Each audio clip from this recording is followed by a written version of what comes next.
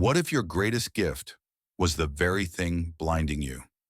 Micah stood at the front of the small community center, his hands lifted high as the room swelled with praise. The lights were dim, but the atmosphere crackled with intensity. A teenage girl cried out in tongues. An elderly man rose from his wheelchair. A line formed in front of Micah for prayer. He was the vessel. People called him a rising voice, a prophet for this generation. Visions, healing, words of knowledge. It all flowed from him like a river. Micah believed he was walking in his divine purpose.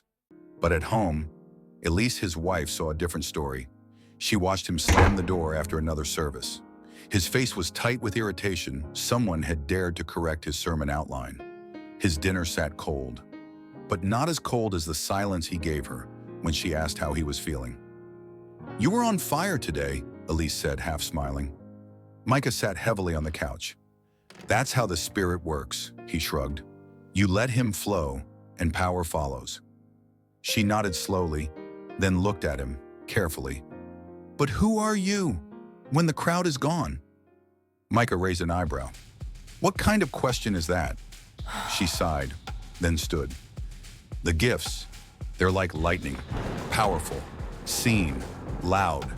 But the fruits are the quiet strength, love, patience, self-control." He scoffed, the smirk returning. "Are you saying I'm not spiritual enough?" Elise's voice didn't rise. It deepened in calm conviction. I'm saying power without fruit becomes performance." That night, Micah had a dream. In the dream, he stood in a long, dim corridor. The stone walls pressed in around him. At the far end, a figure knelt, broad shoulders, hands chained. Micah moved closer. It was Samson, the mighty judge, the man who once carried city gates on his back.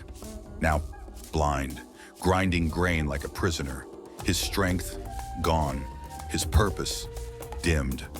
And then a voice, calm, piercing. "This is what happens when gift overshadows fruit. Strength without discipline, power without humility. You are gifted, Micah, but will you bear fruit?"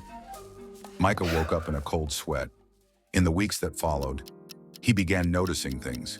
His impatience in traffic, how quickly he interrupted Elise, how easily he posted videos of miracles online, and how he didn't apologize for harsh words. He could command a room, but he couldn't manage a moment of gentleness. Convicted, Micah went back to Scripture. Galatians 5:22-23 whispered louder than any prophecy he'd ever spoken.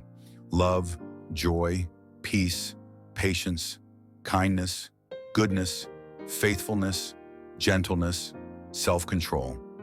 He'd been entrusted with gifts, but he hadn't allowed the Spirit to grow his fruit in him.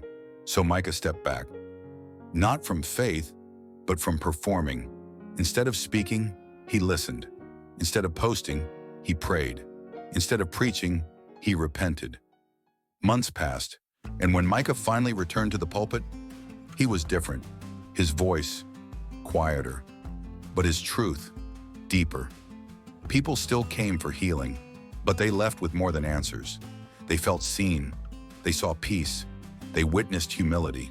The gifts still flowed, but now they were clothed in fruit. And Elise, she smiled too, knowing that God had done the greater work, not through Micah's hand, but in his heart. Because the gifts, they were always for others, but the fruit was for him. Spiritual gifts can impress crowds, but the fruit of the Spirit transforms lives.